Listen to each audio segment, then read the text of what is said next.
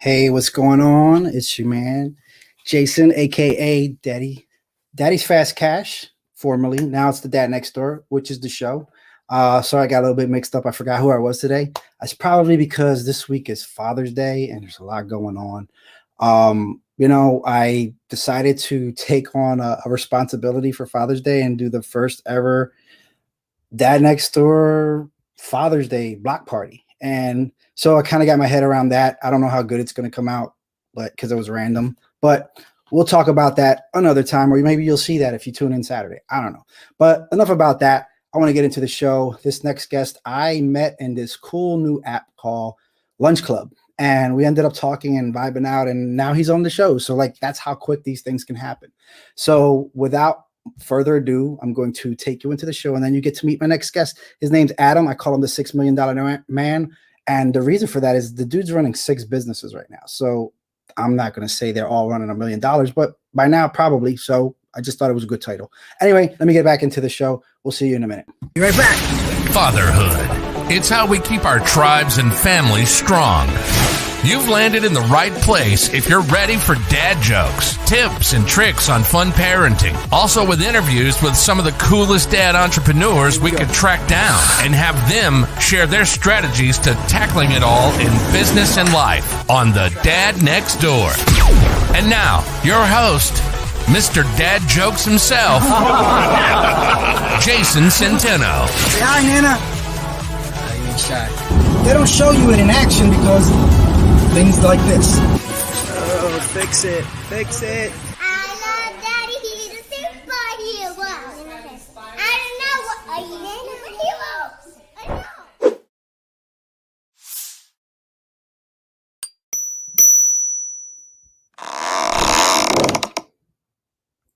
Whoa. A little bit off there. That's the best part of the show, though, I think. What's going on, Adam? Nice to see you again. Almost What's up, Jason? Thanks for stopping by. I don't know. What do you call this when you're just kind of doing stuff on Zoom meetings? Popping up? I think you called it vibing out. That was a good term for it. Vibing out. Yeah, Dr. Vibe. I gotta did you ever meet that guy? Dr. Vibe? He's a dad in Canada. You ever go on Clubhouse? There's this whole dad crew on there. They have I went on there. Yeah, you gotta meet some of them guys. Some of them have been on here. Matt Storm and couple other guys, Joe DeRoma. But yeah, I meet some pretty good dads on the Clubhouse. I haven't been on there a while because now it's Lunch Club. Yep. And that's how we met. So let's talk about, how did you get started? What's your story? How did you become an entrepreneur? I think it all started with duct tape, actually. I decided to start a club at the university where I went to school in Utah, and we called it the Duct Tape Club. And I convinced 5 of my friends from choir. I sang a cappella choir in college. That's how I paid for some of my schooling. I had a scholarship for that, but I convinced all these choir dudes to go and build this club with me. And all we did was make stuff with duct tape. And this was back in the day when making prom dresses and outfits and stuff out of duct tape was really cool. This was the late 90s, early 2000s. Yeah, you can make wallets out of that and make money with that. I remember that phase. Yep. And so we were kind of riding the tail end of that. And there was supposed to be a real, you're supposed to do real things as a club on top of any fun things you do. So we had to go out and do a political rally where we worked with the local Republican caucus to do some meeting. And that's how we qualified to be a club. But all we really did was make stuff out of duct tape. So it was aptly named the Duct Tape Club. But that was my first experience gathering a group of people to execute on an idea that I'd had off the top of my head. I put no real thought into it, no planning. There's this huge list of rules that you had to follow, and I just sped through it and scrounged up the money. You mean they had rules for the club that things you could do and not do to Exactly. make money, or just like, hey, don't punch each other in the face? Like, what were the rules? Yeah, I can't remember all the rules, but there's like 40 different rules you had to follow if you were a club on campus. Mm. And you couldn't discriminate against anybody, stuff like that. You couldn't hold certain types of rallies. You had to use certain areas of the school. It was it's a lot like starting an LLC from scratch. You have to check all the boxes, dot all the I's, cross all the T's, pay the fees. Did you have to pay the school a piece of the action too, or what? You do. Yep. Ah, yeah, that was a good example. So it was a very good experience paying those taxes. Anyway, as a club president, they invited me to this big president's meeting up the canyon, up by Sundance, the ski area here in Utah. And the keynote speaker, she mentioned there are 3 clubs that she was really fascinated by just because of their name. And mine happened to be one of them. So she had me stand up and she asked me what our club did. And I just said, we make stuff out of duct tape. I don't think she was that impressed by it. But she gave me an internship later on that really taught me the value of networking, for one thing. I never would have met any of those people, never would have got that job, that first foot in the door of digital marketing, which is where I started my first company in that space. And she ran a digital marketing firm and she hired me as an intern. And that's how I got my first experience. I hadn't even graduated college at the time, but she was an intern.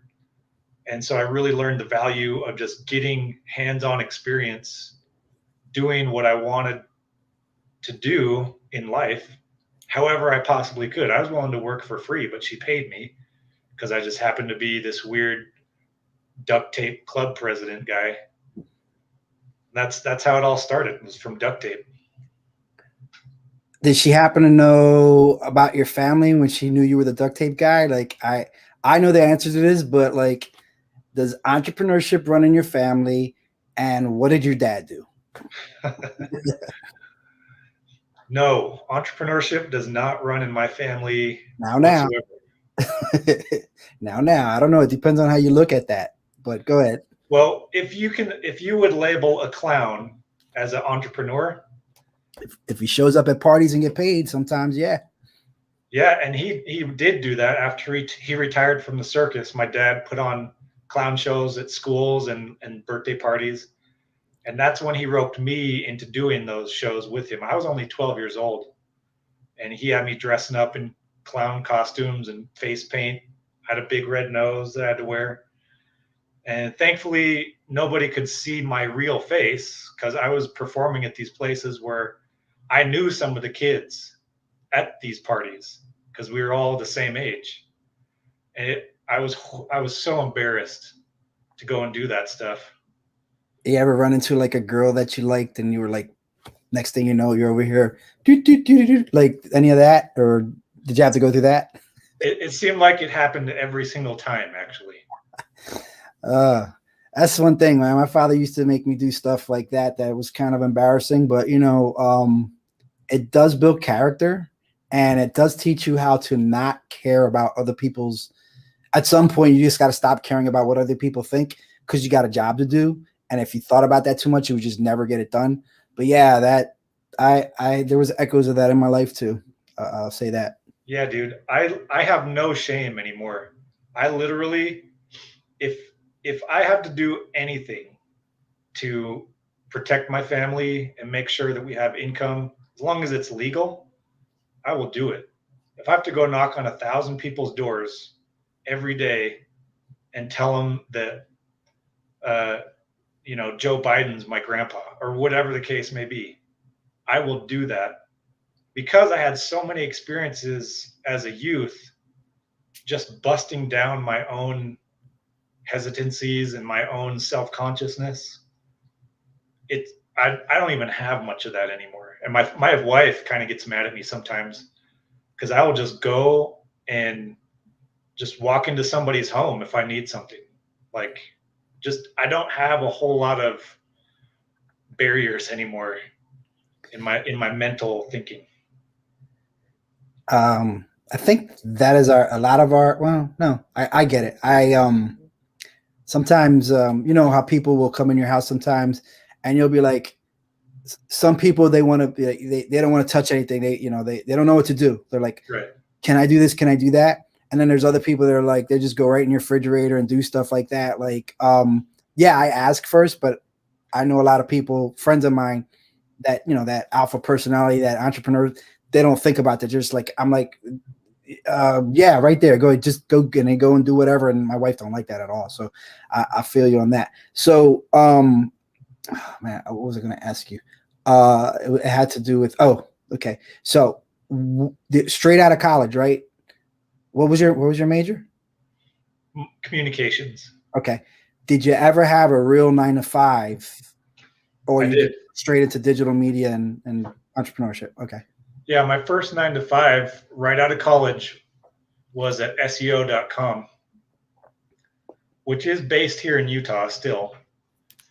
But back then, this was back in like 2007, I was their third employee, and we were all just kind of teaching ourselves how to do it. Because back then, you couldn't learn SEO in college. You couldn't learn it anywhere besides just reading what other people would post on forums.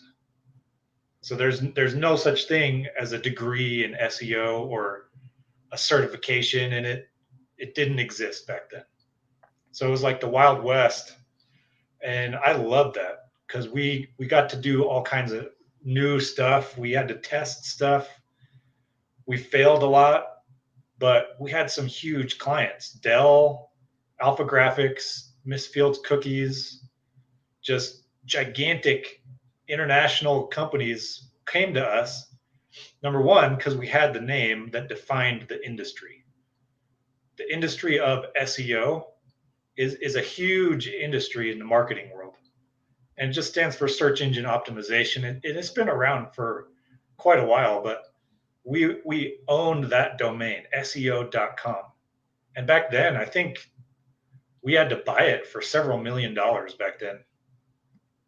But it was worth it because people would search for SEO and they'd sometimes just type in SEO.com just to see what was there. And that's how we got half of our clients at first. People just typing in the name of our domain name. So I loved being able to be in that environment where we had to kind of make things up as we went.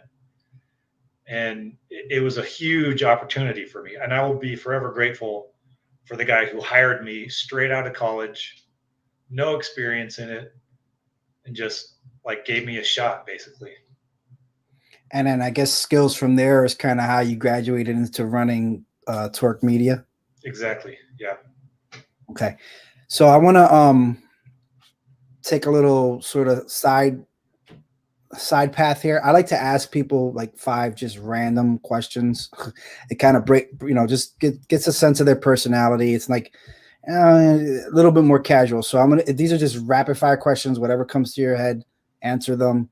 And, gives us a little idea of like, know who you are. So how can you tell if someone is a geek? And the geek idea being like, I guess a super fan or somebody like, Comic-Con person or just like really into something. How can you tell? How do you tell that? Usually it's just based on what they end up talking about after the first 5 minutes chatting with them. If they're a geek about anything, it's going to come up in that first 5 minutes. Guaranteed. Can I ask you, this is not even part of this, but like you kind of geeked out about that weed killer a little while ago. So would you be like a lawn geek if it came to that? I mean, my lawn doesn't look like I'm a lawn geek, but I'm constantly thinking about it. I'm out there like trimming things with the scissors and like, oh gosh, like I'm hardcore, but my lawn doesn't look like it. That's the weird thing. It's you know what though, you aspire to it. That's your Elysium, I guess. I mean, you want one a day you want it to be the envy of everybody. Ain't nothing wrong with that, man. All right, so if you could teach any grade or subject, what would it be? I'd teach third grade math. Any I particular reason? remember when both my kids were going through third grade math, and those were the best times I had with my kids, because that's really starting to get into a little bit advanced multiplication and division and fractions. Yeah, I was gonna say a little bit of fractions in there. Yeah. Yeah, just like moving beyond plus and minus and getting into doing just a little bit more advanced stuff. And I've always liked math, and it's always come easy to me. And math is so critical to running a business, thinking about money in general. You have to know math, how it works, and money follows the same rules that math does. You have to spend less than you make. You have to actually spend money to make money, and you have to save money. You have to invest. Like, all these rules about money is very similar to how I look at math. All the rules about how math works, it all works based off of these laws that never change. And that's what I love about math. You can just count on it. It's never going to change. 2 plus 2 is never going to equal 5, no matter what some of the media might say. It's always going to be the same exact answer. Gotcha. What fashion trend do you just not get? Pretty much all of them. I'm sitting right now in a t-shirt and sweatpants, and this has been what I wear for the last 15 years. My wife will buy me clothes, and it'll be like updated fashion, apparently. And my kids, they don't care what they wear either. So, I mean, when I was in high school, Jenkos and the big, huge bell-bottom pants, the jeans, I know what you're talking about. Yeah. those were big time. Skater, and the pockets. Yeah, big oversized skater kind of jeans. Yeah. Yeah. That was the last time I cared about fashion or knew anything about it. Well, wait. So how did you get all these like modeling pictures that I seen of you? Like you were like in suits and all reflected and looking up like this. Like, where did that come from? Did somebody just you got to explain that now. That was just a personal goal of mine. I'd always wanted to see if I could do modeling, just because it, on a whim, basically. People have been telling me almost since I was in high school. People have been telling me I look a lot like Tom Cruise in a certain light, certain angle, and I don't really care for him as a human being, but he does have a very striking look, and a lot of women are very into him just because of the way he looks and acts. And so I thought, what if I could do some modeling and see where that takes me? And so I tried it for a little bit, and it took me nowhere. And that was that. Well, I mean, if you're gonna show up in a t-shirt and jogging pants, that's what's gonna happen. But unless they're like P Diddy or Yeezy Johns, you can put on. Then maybe you can get away with it. But I don't think that's popular in Utah. So I guess that's. I mean, you went on to bigger and better things. I don't know too many models with 6 businesses, so not to worry. So if you were a wicked tyrant, what country would you rule?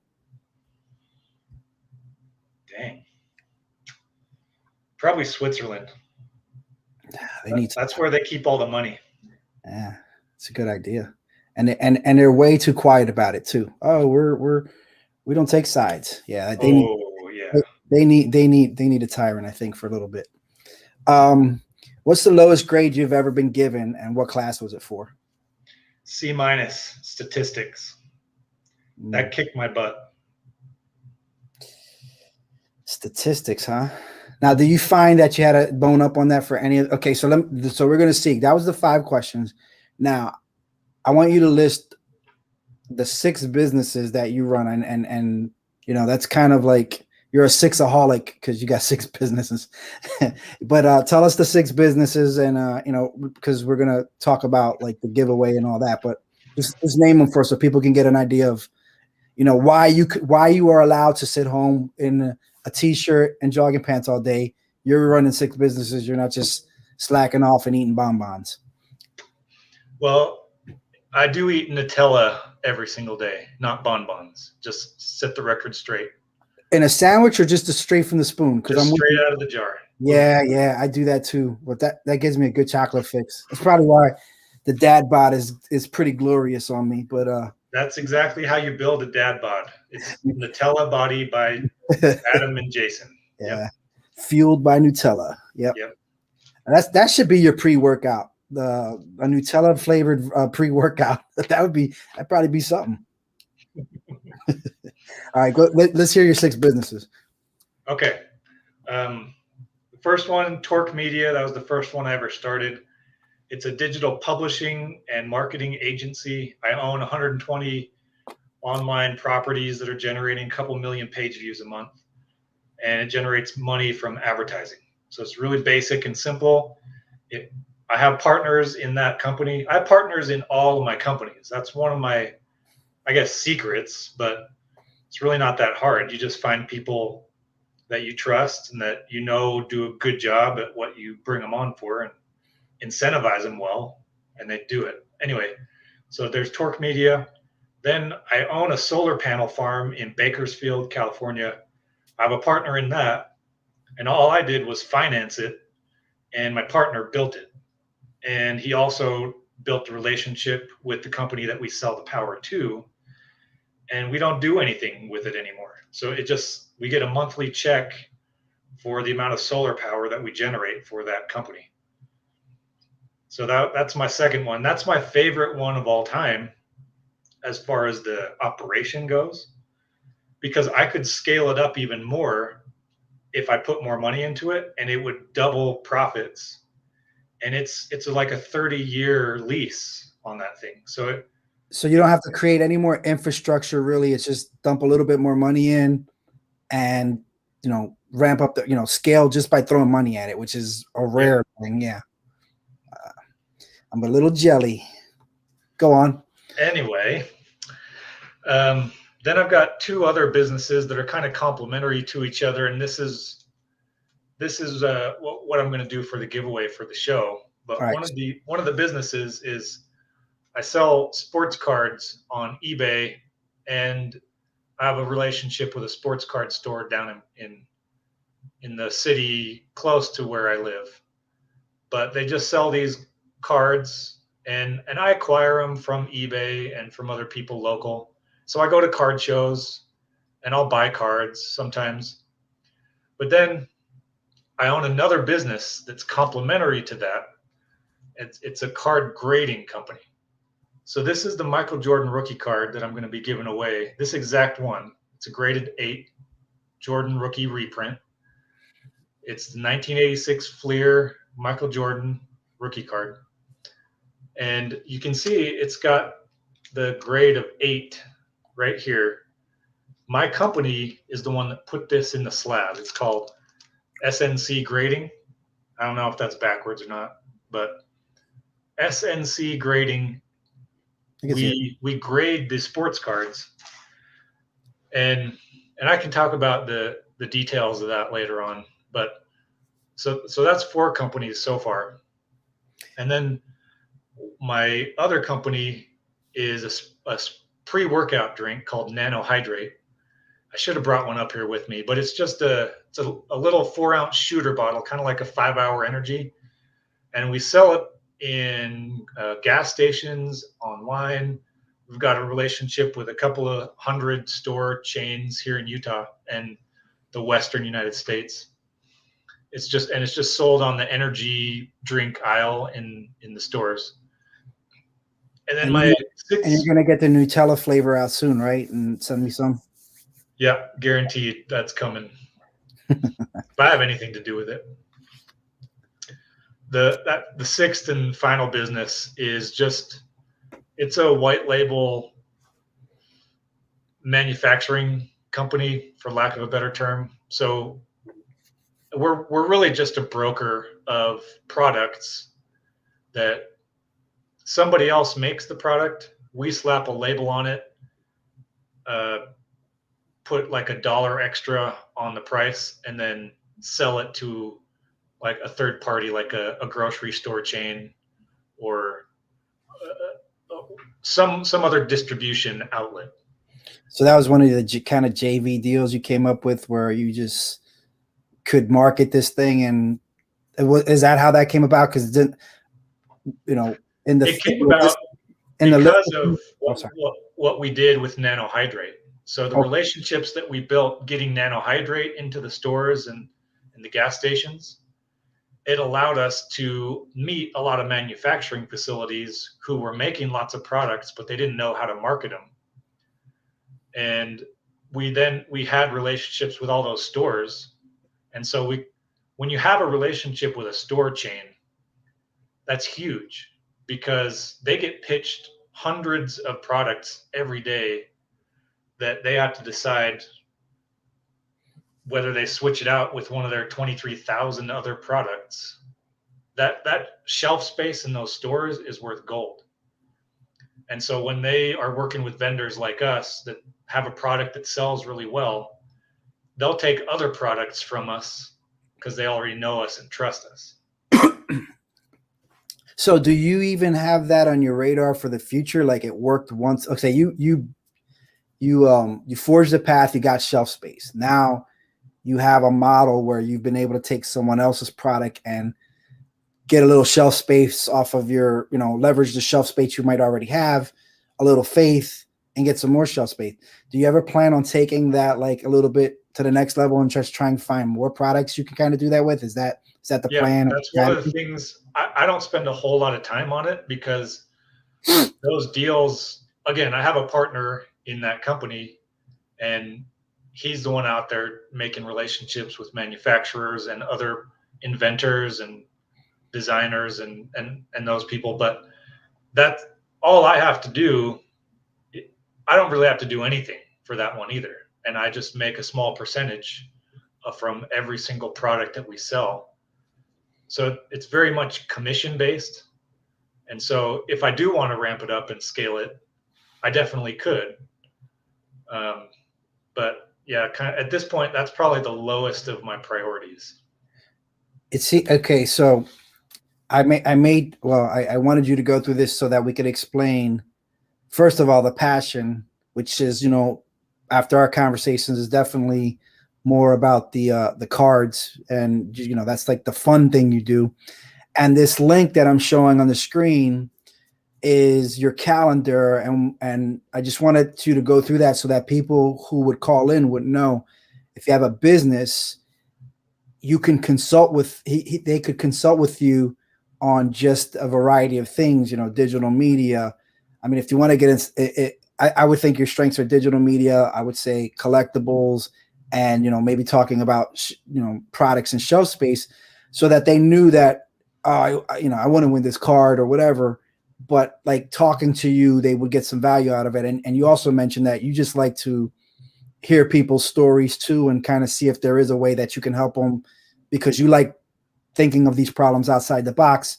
So I wanted you to explain it in your own words, but I just wanted to put that out there so that if people did call you, whether right away or in the future for this opportunity, like, it would not be a wasted call, even if you didn't, they didn't win the card, like somebody else won the card. You could still call you for this reason. So I want you to kind of like present that the way you said it, because you said it so much better than me. I just wanted to introduce that idea. So yeah, so kind of like with how you and I first connected on Lunch Club, I have so many different interests and desires and capabilities that I can leverage in a variety of different situations.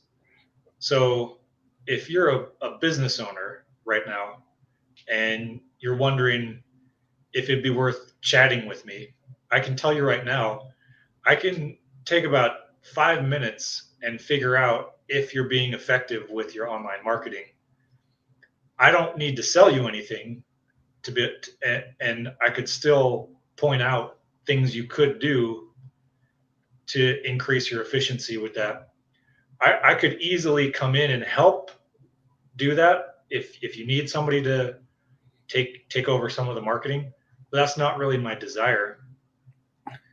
And if you're a larger company, you know, you got products on shelves, you got a big brand, and you know you've got disposable income, and you're thinking about maybe getting into collectibles, sports cards, or NFTs or crypto, whatever the case may be. I spend a lot of time in that world right now, and I love talking to other people about what they're doing with preparing themselves for the future, what assets they're acquiring, what deals they're doing. I love doing joint ventures with people who have a little bit of money to spend, put some skin in the game, and that's how I got access to the card grading company. He needed some cash, and I needed a way to grade my cards. So it was a really mutually beneficial situation for us. And I've got to imagine that there are so many ways that it'd be possible to make money with anybody who wants to chat with me for about 10 minutes. That's kind of what I think whenever I go into a situation. I think there's always ways that we can make money together, or help each other make more money, or introduce each other to a person that can help us make money. So, and either way, I think there's always a path to make ourselves better, and having more connections is always valuable. That's good stuff there. So you said NFT. So how have you produced any yet? Or are you just kind of like still on the? Is it too? Personally, I haven't done it yet because Ethereum gas fees are still too crazy high to just be dabbling and not having a name out there to possibly sell something. But I'm just curious as to if you're getting into NFTs, are you doing it from the producer standpoint or the collector standpoint? I'm coming from a collector standpoint. Okay. So I started with NBA Top Shot. That was the one. I think that was one of the very first ways you could use NFT protocol.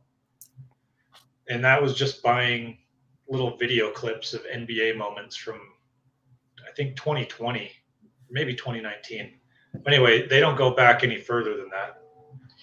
And I think I bought probably 10 of them, and I'm just watching what it does.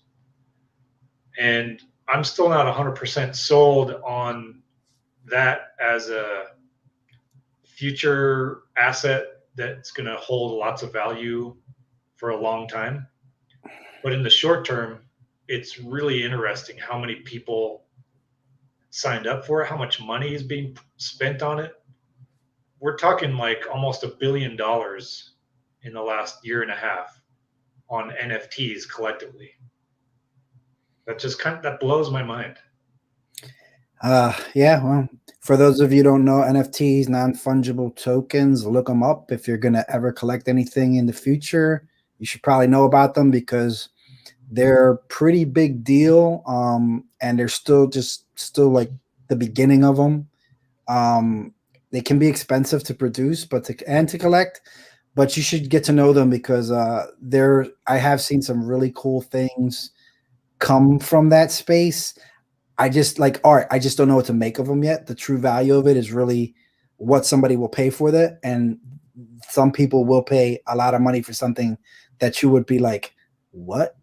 But isn't that art in the beginning? Like you would say the same thing. So that's why it's kind of like a crazy industry, but very exciting to watch. At least if you want to burn some money, then yeah, jump in. But you should be aware of it anyway. So this is a dad show. So as a dad, what's your daily routine look like? Well, I always take care of myself first. First thing I do when I get up, I set my intention for the day. And for me, that means saying a prayer to God. I'm a very spiritual, religious person. I'm a Christian. I'm also a member of the Church of Jesus Christ of Latter-day Saints, otherwise known as Mormons. I live in Utah. And so some people call it meditation. Some people call it setting their intention. Other people call it prayer. I think it's all the same thing. Being grateful and thinking about the things that I have that God has blessed me with, and then making a fairly good mental image of what I want to accomplish that day, and just telling that to God, and then spending time studying scriptures and or other smart people's works. Like I'm reading a book by Chris Voss right now called Never Split the Difference. It's a book on negotiating. I got a joke about that. I'll tell you when you're done. You want me to tell you now? Because I didn't want to throw you. Yeah, tell it right now. So you know how he has master class? He has a master class on that, right? So they were running this holiday special where they were doing like 2-for-1 master class, and they were doing Never Split the Difference. And I had to be that guy, so I went on and I was like, it was like half off the Chris Voss Never Split the Difference, and I'm negotiation class. And then I commented in the thing. I was like, wouldn't that be ... splitting the difference? And I just left it there. And like all these people, got a lot of like response from that on the ad just from that, because I was just like, come on, dude. Like, don't you watch this kind of stuff? But anyway, that was just my little dad joke I threw in there. He probably didn't appreciate that. He probably hates me. He probably unliked all my posts, but he doesn't know who I am. It doesn't matter. But I just thought it was funny because you brought him up.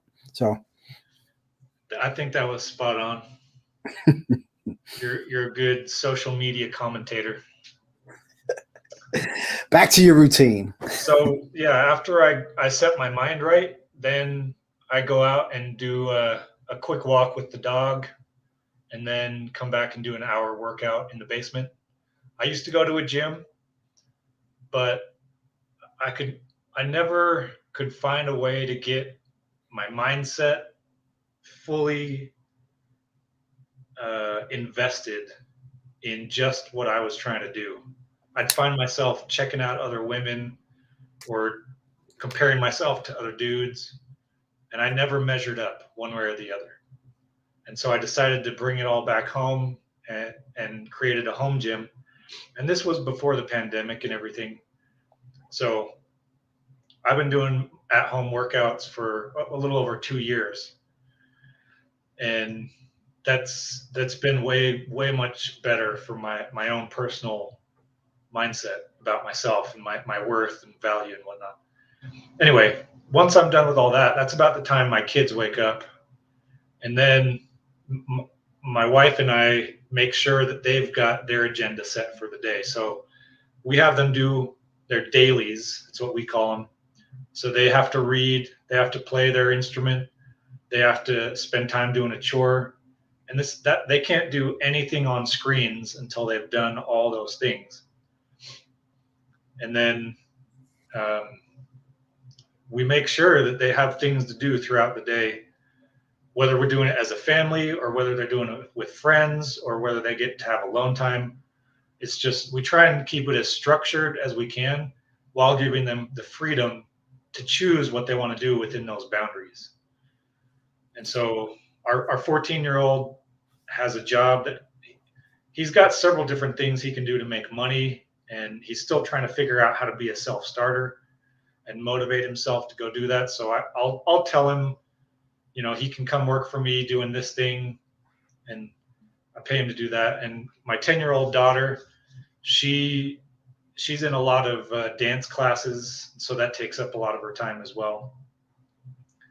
But we're really involved in everything that they're doing. And I've been married 16 years to the same woman, and there's no way that we could keep this going all together without her. And she's the one that's made it possible. And I'm a recovering addict too, by the way. So I'm 5 years sober, and it nearly destroyed our marriage. But every year that goes by that I get to stay sober, the more and more I realize the kind of blessing and miracle it was that I was able to marry somebody like that in the first place. So the person who keeps it all together and makes it so that it works and we all continue to love each other every day still is my wife. I can tell by the way, that your tone, like how grateful you are. Like, I just got that from you. That's really cool that you can express it that way. So what's your best dad life look like? You work maybe, during the week and they're off for the summer. So you have them doing activities. But like an ideal day with the kids and the wife and like, what does that look like for you? I'd say having the ability to spend time with the whole family together for at least an hour in a day is my goal. And it doesn't really matter what it is that we're doing together, whether we watch a movie or go hang out at a friend's house or go to the pool or play a game. We just need to spend that time together doing something where we interact with each other that we all like to do. And then beyond that, I make sure that I spend time with my wife, again, doing something that involves her. And for us right now, we're actually watching Star Trek Next Generation episodes. We're both fairly geeky on that kind of stuff. That's you and her, or you and the kids too, and her? Just us, me and her. That's y'all thing. Okay. So we try and spend time alone together every day if we can. So, and then if possible, I try and do one-on-one time with each of my kids for a little bit of time each day. And then outside of that, I'm doing work on everything I can possibly think of. Work outside in the yard, which helps me think about things I want to do in the business. And then I come back inside and get on the computer. And so I'm really kind of going from one thing to the next. And I love it. I love having things to do, having phone calls scheduled, time with my family, and just having things lined up. I hate being bored. And it's easy for me to get in that mindset. That's one of the things that I have to watch out for and try and really prepare my mind for, is that boredom that kind of tries to creep in if I don't have something specific to do lined up every single hour. So that's one of my character weaknesses, I guess you could say. Well, all right, so first I'm going to ask this one part, and then what you just said will probably play into the second part. So what would you say your dad's superpower is? What you do better, like that's your domain. You feel like that's your you're the ace at that. What would you say that was? I'd say it's being productive and helping those around me be productive. Okay. The other side of that coin is, what's your dad kryptonite? And I heard you say you don't want to be bored. And what I took from that because of what you shared about addiction is, when you're bored, that probably creeps in too, because you're bored and you do sometimes you do like silly self-destructive things like overeat or something else to make up for that. Cause I have that problem too. Like when I'm bored, I'll just start munching on stuff while I'm thinking. And it's just like, would that be accurate? Am I assuming too much by saying that? Yeah. Overeating is definitely something that I struggle with, like, on a daily basis. But the underlying issue for me is recognizing that I still have value as a human and as a father, even if I'm not actively doing something to prove it. So if you're not, okay, got it. Like, it's almost like an insecurity. Like, if you're not doing dad stuff, are you really a dad? Exactly. But you have to just decide, yes, I am. It doesn't matter if I'm reading the newspaper, taking a nap, or whatever. I'm still a dad. Yep. All right. Got it. Okay, so here's probably a left field question. We all get angry at our kids. We all express it at different ways. Um, what makes you what do they do that might make you angry, and then like how do you handle it? My daughter, it's easy for her to push my buttons. She's on the spectrum, and just she's exactly like me in a lot of ways. When she decides she wants to go do something, she's going to do it. And if she decides she doesn't want to do something, nothing is going to change her mind. Even if she's done it in the past and she's been just fine with it. For instance, she has a real hard time eating good foods. And so if she decides one day that she doesn't like cheese, there's nothing you can do to get her to eat cheese of any kind, even though she liked it yesterday, but now it's the most disgusting thing in the world. So food and keeping our kids eating good, healthy, for her, that's one of the biggest things that gets me riled up and angry and very impatient, because I don't understand how her brain works when it comes to food specifically. And then my son, on the other hand, he's one of the most gentle, kind, humble, patient human beings that I know. So he's a lot like my wife. And we ask him to do something, he just goes and does it. No questions, no arguments. We want him to eat some new food. Yeah, sure, bring it on. It's like nothing phases him. So really, I get angry at him if for some weird, crazy reason he talks back slightly. That is enough to make me angry at him, because the bar is so much higher in his normal daily life. The way he acts is so good most of the time that when he's not a good kid, I'm like, what? And I just instantly get really angry at him for like super small things. And so how do you handle that with either of them, I guess? Yeah. Well, it's a struggle, and I'm still working on it. And it's really just coming down to understanding myself a little bit better and being willing to learn how to work with their needs. Do you ever ask for forgiveness when you know you're wrong? Yeah, all the time.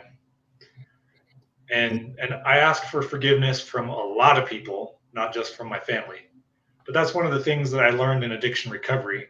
Step 9 is make amends and seek forgiveness and try and reverse the wrongs that you made. And it's not, so the 12-step program that I live is part of my life. And it's not just isolated to addiction related things. It's literally changed the way that I operate in everything, business, personal relationships, family. And so I use those principles that I learned in addiction recovery all the time. And that's really been a huge help in fixing the way that I interact with my kids, with my wife, everything. Good stuff, man. So what's one strange, weird, funny thing most people don't know about you, other than the clown dad? Well, I brought up the fact that people used to think I looked like Tom Cruise when I was younger. And I think at the right angle, and if I have my sunglasses on, I can still pull it off a little bit. But I used to go into restaurants and claim that I was his stunt double and ask for the celebrity discount. And people would give it to me on a regular basis.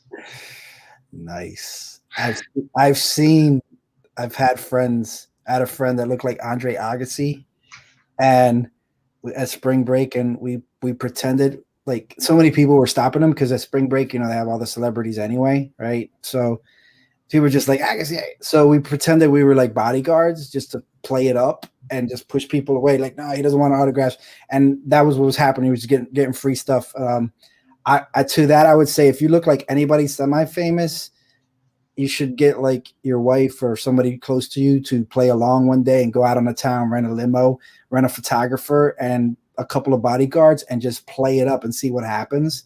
And you would have the most fun in your life, because that experience taught me that with just a little bit of balls to just act like it, most people will go with it and you'll have the best time of your life. So you might as well, right? If you look like somebody, take a chance and see what happens. I mean, I almost convinced my wife to do it, but she just never would do it because she looked like Eva Mendes. I don't know if you know that actress, but I do. People have stopped her for it. So I was like, we just need to do that one day. But she's not the type to go along with that kind of stuff. But if I was friends with you and we were together, I would convince you to do that. So just know that if we were in the same proximity, I would have been like, yeah, you need to do that. So anyway, all right. So what's one question that you wish people would ask you, but they never do?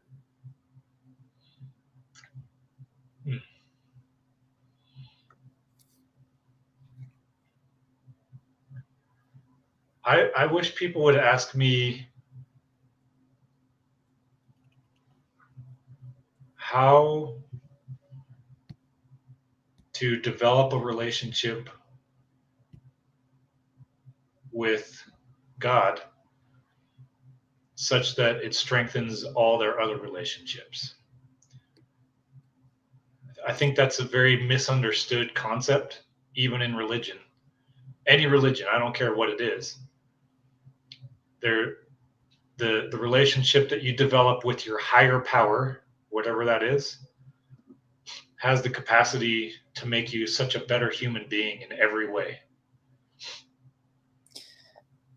It's a great question, but how would anybody think to ask you that? And why I say that is because, they've just talking to you and meeting you, like you wouldn't know that about you. Not that you would assume that it wasn't you, but like, how would that conversation come up for someone to ask you that? Or if you were in the pulpit, or if you had like a high social media presence and you put that out there 1 out of every 10 posts, then I could see. But is that something you do? Because it is actually. I'm talking about it whenever I bring up my addiction recovery. Okay. Which I literally do to every single new person I ever meet. It doesn't matter what the situation is. It's always a topic that I bring up first time I meet someone. And whenever I do, the conversation almost always turns to a deeper, more spiritual setting. And that's how I found that I develop better relationships with people, is because I kind of get to the deeper, more meaning of life type of stuff. Because those are the type of people I want to do business with.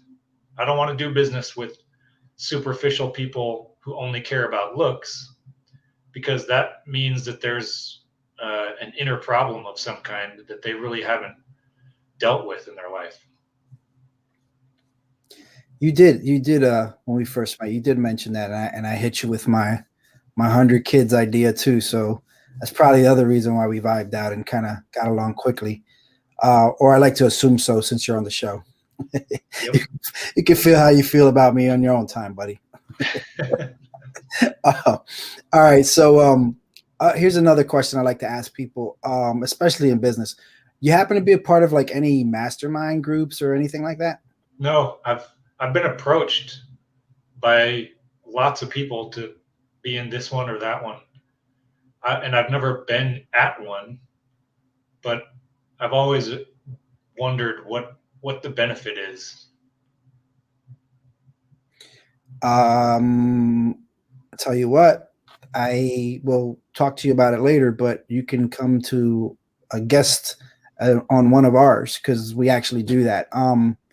And see for yourself, because at the end of the day, what I find is I'm kind of like in 4 right now.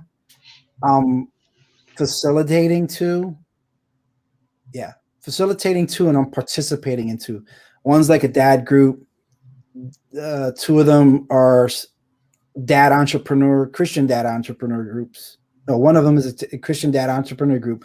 One is just a dad entrepreneur group. And the other 2 are like business mastermind, kind of a broader thing, not specifically Christian or dad. But yeah, I'll talk to you about that later, just because it's free to try out anyway. So why not, right? See if you like it. But yeah, I'm surprised because of how much you've done that you said that, because normally people of a higher level do get some kind of coaching or mastermind in them because it just accelerates their growth.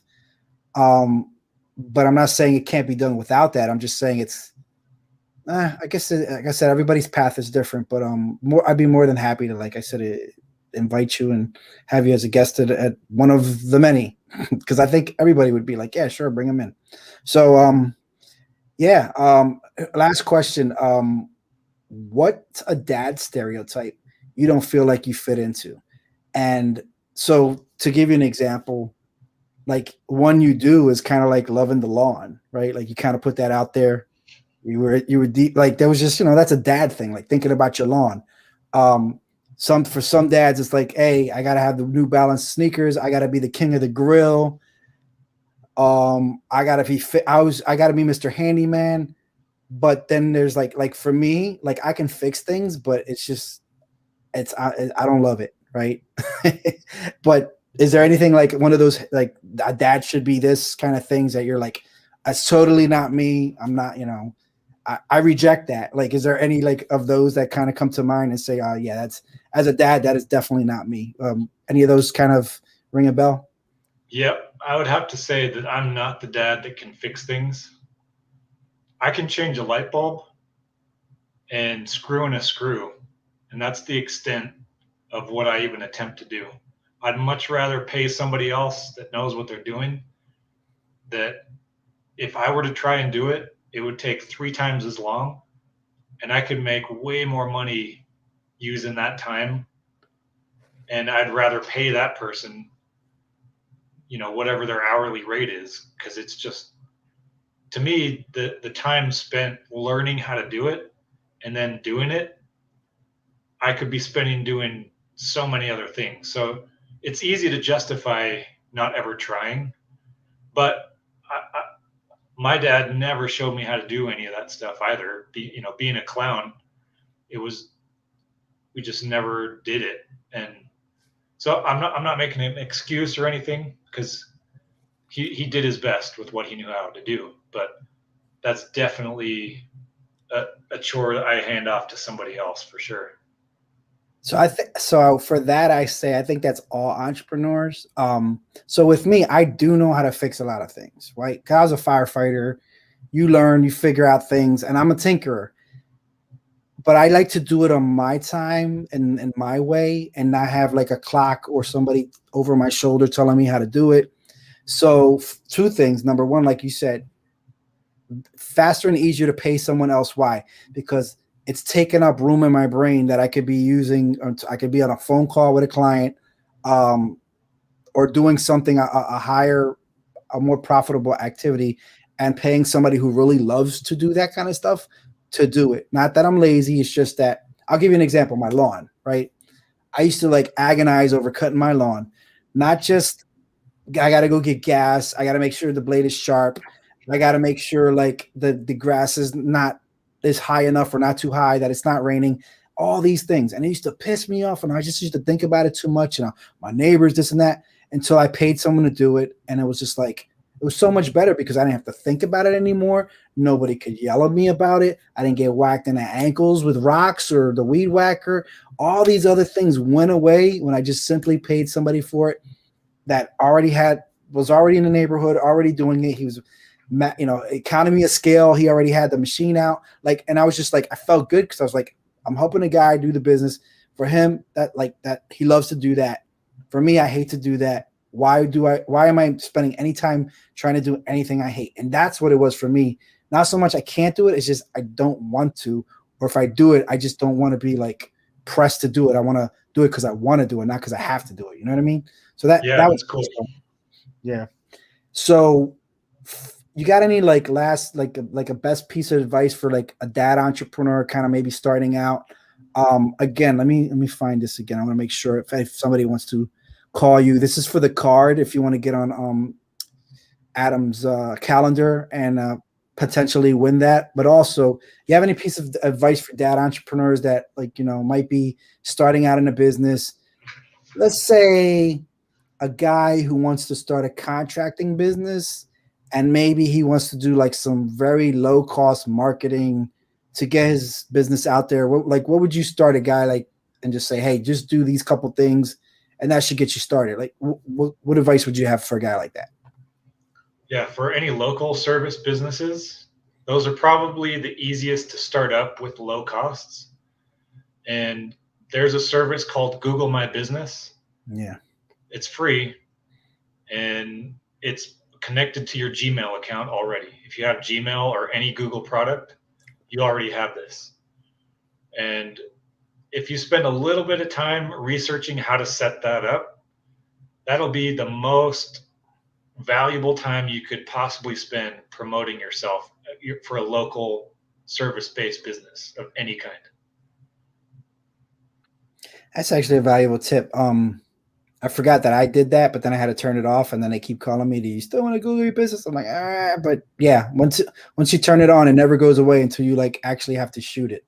Yep, you will get calls, guaranteed. Yeah.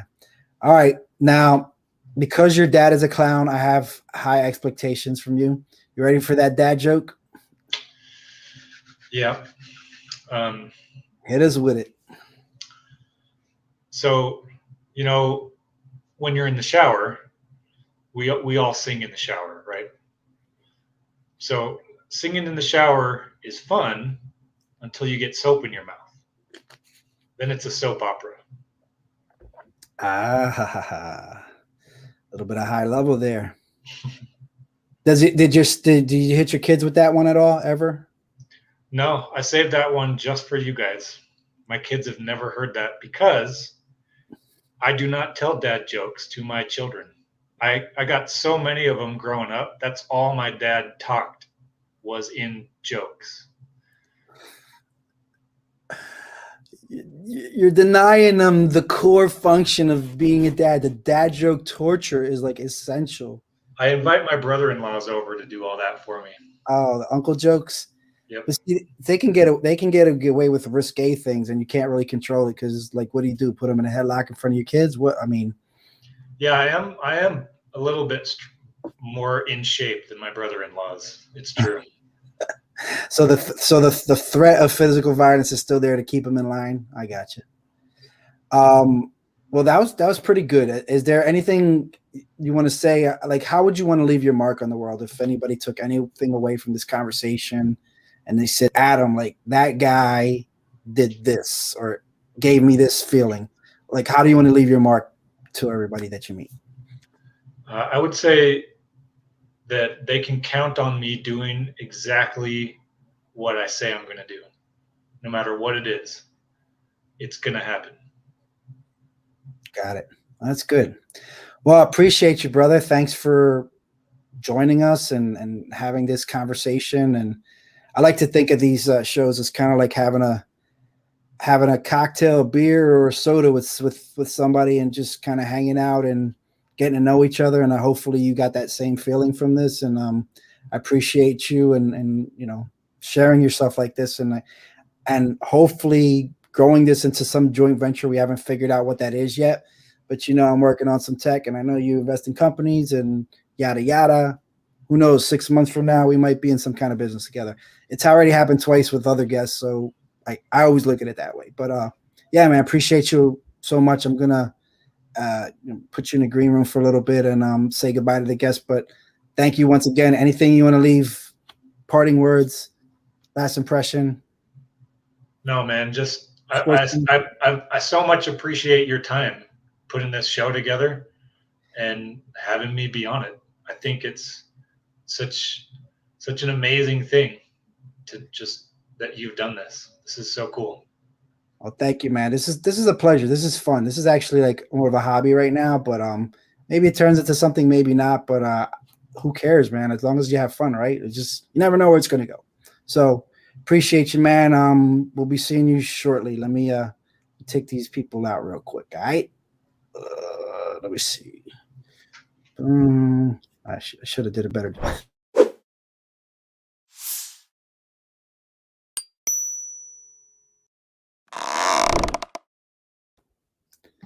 All right. I'm all kind of fumbly fingers today. So guys, that was Adam. I hope you guys enjoyed him. So yeah, this was today's show. I liked it. I felt good about it. Closing remarks. Let's see. This week I have spent most of my time working on slide deck for the company that I'm a co-founder on, and my mind has been in that, so I don't really have a lot to offer this week other than the usual, which is if you're interested in becoming part of a mastermind, and you heard me extend the invitation to Adam, like we're doing a giveaway, a hot seat, where you can, if you want to text the word mastermind to 305-602-3632 for a chance to win a hot seat at our next Tuesday Make Money Have Fun mastermind meeting. You could text that. We're also doing them Wednesdays. I actually host those.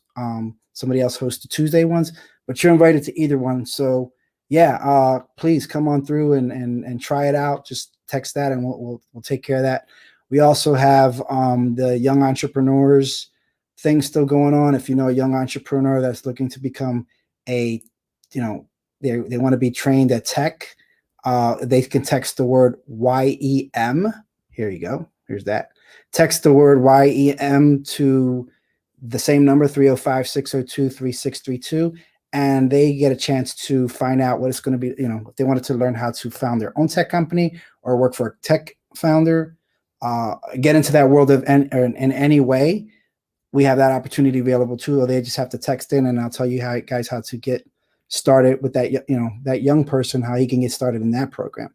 So those are the two things I got for you. And yeah, I'm going to take off now, and I hope you guys had a good time.